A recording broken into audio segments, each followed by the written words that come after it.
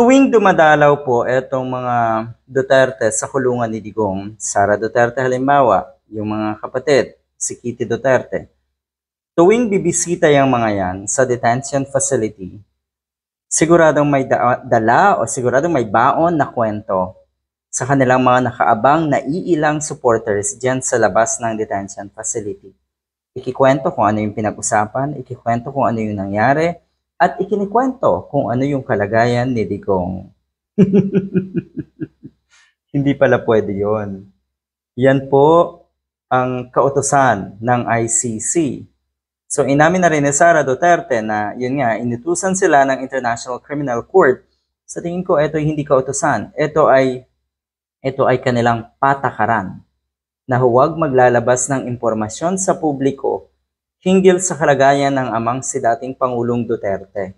Sa tingin ko, yung mga ginagawang ito ng mga Duterte, yung mga bumibisita kay Digong, yung ibinubulalas, ikinikwento kung ano yung pinag-usapan, kung ano yung nangyari. Kasi dati ang sabi ni Sara Duterte, ang pinag-usapan nila ay politika pa rin. Nailabas na rin yung mga drama nila na kung ano ay payat na payat si Digong at ganito ang kanyang kondisyon para nga naman kaawaan ng mga kababayan natin.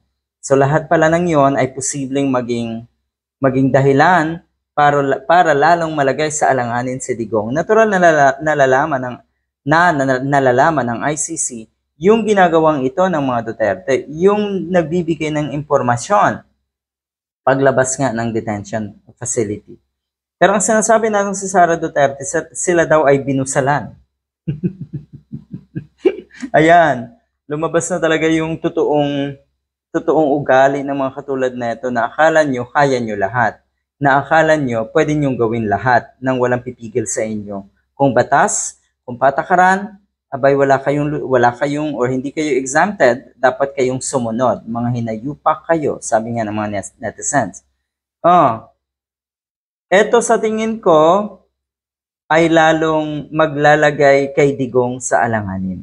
Yung mga inilalabas na impormasyon natong sa Sara Duterte at ng mga kapatid niya sa tuwing sila ay dadalaw kay Digong. Naku po,